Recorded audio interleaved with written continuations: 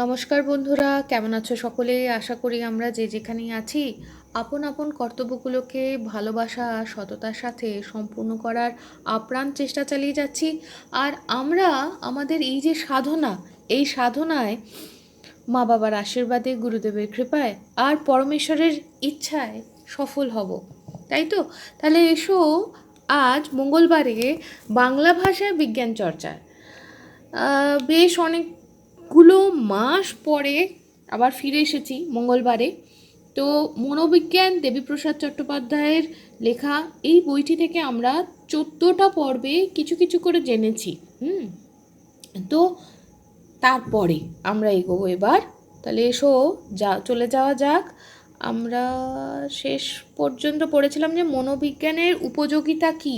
আচ্ছা, তার আগে বলি, এই বইয়ের প্রকাশক হলেন J.K. সেন, নিউ সেন্ট্রাল বুক এজেন্সি। আর না, এই বইয়ের তো ছবির কোনো ব্যাপার নেই। তাহলে এসো আমরা চলে যাই। আচ্ছা, আজকে আমরা এর আগে যেখানে শুরু করেছিলাম, মনোবিজ্ঞানের উদ্দেশ্য এবং ব্যক্তিগত ও সামাজিক জীবনে মনোবিজ্ঞানের উপকারিতা, বা the aim and utility of psychology, utility in individual and social life, এইটা নিয়ে পড়ছিলাম। আর এরপরে আমরা তারই একটা বিশেষ অংশ জানব, যে ব্যক্তি জীবনে মনোবিজ্ঞানের উপকারিতা কী। বোধহয় কোথাও না কোথাও নিজেকে জানাটা খুব দরকার, তাই নয়? তো এসো জেনে নিই। ব্যক্তি জীবনে আধুনিক মনোবিজ্ঞানের উপকারিতা বলতে প্রধানত দুরকম। এক হচ্ছে চিকিৎসামূলক, আর দ্বিতীয় হচ্ছে পরামর্শমূলক। আধুনিক মনোবিজ্ঞানের চিকিৎসামূলক উপযোগিতার দিকটি সুস্পষ্টভাবে বা বোঝার জন্য মানসিক রোগের চিকিৎসায় নিযুক্ত প্রধানত 3 রকম ব্যক্তির মধ্যে পার্থক্য দেখা দরকার। এই 3 প্রকার ব্যক্তি বলতে, এক মনোরোগ চিকিৎসক বা সাইকিয়াট্রিস্ট, মনোসমীক্ষক বা সাইকো অ্যানালিস্ট, আর আরোগ্য সহায়ক বা মনোবিজ্ঞানী ক্লিনিক্যাল সাইকোলজিস্ট। তো এদের মধ্যে মনোরোগ চিকিৎসক পারতপক্ষে ডাক্তার বা চিকিৎসকই, অর্থাৎ তিনি সাধারণভাবে চিকিৎসা বিজ্ঞানে শিক্ষা গ্রহণের পর মানসিক রোগের চিকিৎসায় বিশেষজ্ঞ হয়েছেন। ইনি বৈদ্যুতিক অভিঘাত বা ইলেকট্রিক শক এবং ওষুধপত্রের সাহায্যে মানসিক রোগের চিকিৎসা করেন।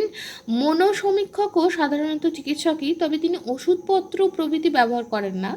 তার বদলে সিগমুন্ড ফ্রয়েড প্রবর্তিত মনোসমীক্ষণ পদ্ধতিতে সাইকোঅ্যানালিটিক মেথডের দ্বারা কয়েকটি মানসিক রোগের চিকিৎসা করেন।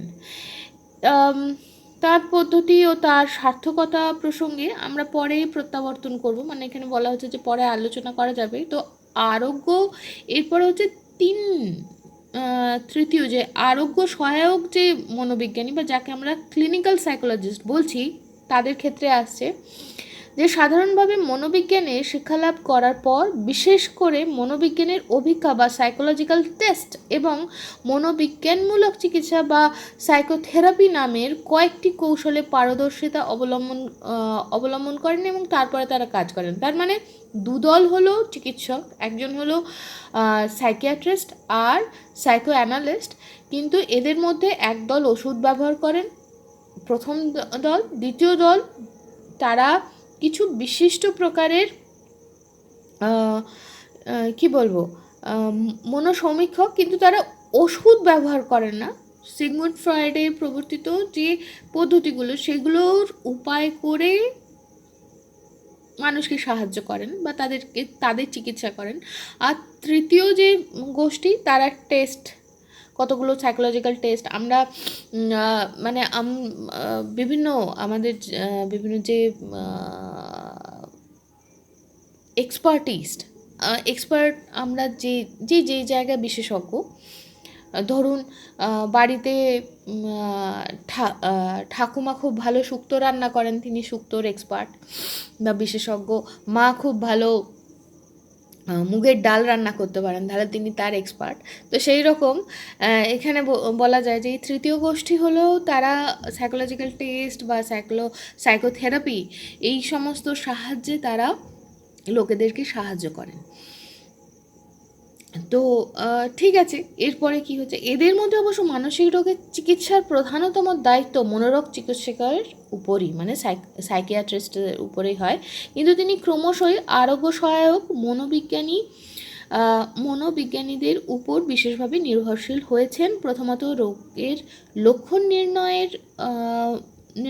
নির্ণয়ের জন্য মনোবিজ্ঞানের অভিজ্ঞাগুলির বিশেষ, মানে ক্লিনিক্যাল সাইকোলজিস্টের তখন দরকার, বিশেষ উপযোগিতা প্রতিপন্ন হয়েছে এবং এই পরীক্ষাগুলি প্রয়োগ করে আরোগ্য সহায়ক মনোবিজ্ঞানী রোগীর বুদ্ধি, ব্যক্তিত্ব প্রভৃতি বিষয়ে বিশেষজ্ঞ অভিমত দিতে পারেন। মনোরোগ চিকিৎসক সে অভিমতের উপর নির্ভর করে রোগ লক্ষণ নির্ণয় করেন। আর দ্বিতীয়ত, অনেক ক্ষেত্রে রোগ নিরাময়ের বৈদ্যুতিক অভিঘাত এবং ওষুধপত্র ব্যবহার ছাড়াও মনোবিজ্ঞানমূলক চিকিৎসা বা সাইকোথেরাপি নামের কয়েকটি কৌশলের সহায়তা প্রয়োজন হয়। এগুলির জন্য আরোগ্য সহায়ক বা ক্লিনিক্যাল সাইকোলজিস্টের সাহায্য একান্ত প্রয়োজন হয়ে পড়ে। এভাবেই আধুনিক মনোবিজ্ঞান মানসিক রোগের চিকিৎসা ক্ষেত্রে বিশেষ উপযোগী বলে প্রমাণিত হয়েছে। তো ব্যক্তি জীবনে আধুনিক মনোবিজ্ঞানের আরেকটি প্রধান উপকারিতা হলো পরামর্শমূলক। উন্মাদ রোগ প্রভৃতি প্রকট মনোবিকারের ক্ষেত্রে মনোরোগ চিকিৎসকের সাহায্য প্রয়োজন হয়, কিন্তু অনেক সময় দেখা যায় এ জাতীয় প্রকট মনোবিকারের লক্ষণ পরিস্ফুট না হলেও ব্যক্তি বিশেষ অত্যন্ত কঠিন মানসিক সমস্যার সম্মুখীন হয় এবং তার সমাধানকল্পে প্রয়োজন হয় বিশেষজ্ঞের সাহায্য। পরামর্শদাতা মনোবিজ্ঞানী সেই ব্যক্তিকে উপযুক্ত পরামর্শ দিয়ে সাহায্য করে থাকেন, কিন্তু তার কাজ শুধুমাত্র কঠিন মানসিক সমস্যার ক্ষেত্রে পরামর্শ দেওয়া নয়।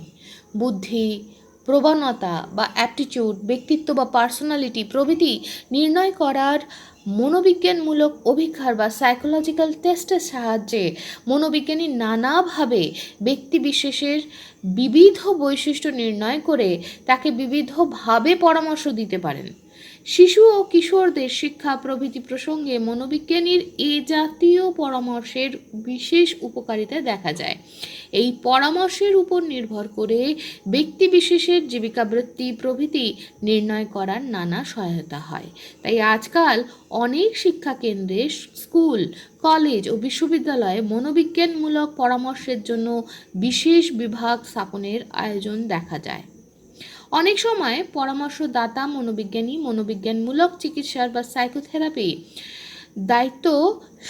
সাইকোথেরাপির দায়িত্ব গ্রহণ করেন এবং এই চিকিৎসা কৌশলের সাহায্যে নানাবিধ ব্যক্তিগত সমস্যা সমাধানে সহায়ক হন। তো এখান থেকে আমাদের কি আমরা জানতে পারলাম এতক্ষণ পর্যন্ত, যে মনোবিজ্ঞান কি, তার আগে জেনেছি কটা শাখা আমরা জেনেছি। এরপরে আমরা জানলাম যে বিভিন্ন লেভেল অফ এক্সপার্টিস বলবো না, ডিফারেন্ট জনার বা ডিফারেন্ট, যদি বলি সাইকোলজিস্টদের, মানে যারা মনোবিজ্ঞানী, তাদের তিনটে আলাদা আলাদা স্তর বা শাখা আমরা দেখলাম। তার মধ্যে সাইকিয়াট্রিস্ট আছেন, তাদের মধ্যে সাইকো অ্যানালিস্ট আছেন এবং ক্লিনিক্যাল সাইকোলজিস্টও আছেন। তো ভালো কথা, খুব ভালো। আমরা এই বিশেষজ্ঞদের তিনটে আলাদা আলাদা ক্ষেত্র বুঝলাম। এর পরের সপ্তাহে আমরা, মানে পরের পর্বে আমরা জানবো যে সমাজ জীবনে মনোবিজ্ঞানের উপকারিতা কি। না, চলো আজকেই জেনে নিই। সমাজ জীবনে মনোবিজ্ঞানের উপকারিতা। সমাজ জীবনে, আচ্ছা তার আগে আর একটা জিনিস আমরা বুঝবো এখানে। এর আগের যে অংশটা থেকে আমরা পড়লাম তার থেকে এটাও আমাদের কাছে একটা ধারণা হলো যে যাই হোক না কেন, তারা যে সব সময় ওষুধ ব্যবহার করবেন তা নয়। কখনো কখনো তারা শুনে, তারা টেস্ট করে, তাদের কাছে যে ব্যক্তি আসছেন তাদের মানসিকতা বিচার করেও তারা অনেক সময় সাহায্য করতে পারেন, সেটাই আমরা বুঝলাম। যাই হোক, এরপরে আসছে সমাজ জীবনে মনোবিজ্ঞানের উপকারিতা। সমাজ জীবনে মনোবিজ্ঞানের উপকারিতা বলতে প্রধানত 4 রকম: শিক্ষাক্ষেত্রে, শিল্পক্ষেত্রে, রাষ্ট্রক্ষেত্রে এবং সামাজিক সমস্যার ক্ষেত্রে উপকারিতা।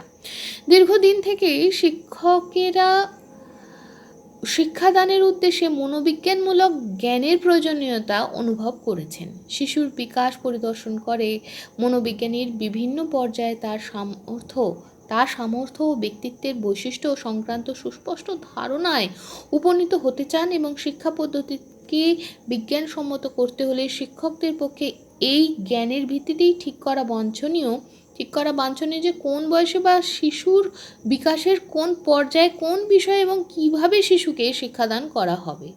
আধুনিককালে শিক্ষা সংক্রান্ত মনোবিজ্ঞানের গবেষণার ভিত্তিতে পাঠ্যপুস্তকাদি রচনা এবং শিক্ষায়তন পরিচালনার প্রয়াসও দেখা যাচ্ছে। কলেজ ও বিশ্ববিদ্যালয়ের বিভিন্ন বিভাগে ভর্তি করার জন্য ছাত্র নির্বাচনের উদ্দেশ্যেও নানা রকম মনোবিজ্ঞানমূলক অভিক্ষার বা সাইকোলজিক্যাল টেস্টস এর উপর নির্ভর করা হয়। সংক্ষেপে বলা যায়, শিক্ষাক্ষেত্রে মনোবিজ্ঞানের উপকারিতা দিনের পর দিন স্পষ্ট থেকে স্পষ্টতরভাবে স্বীকৃত হচ্ছে।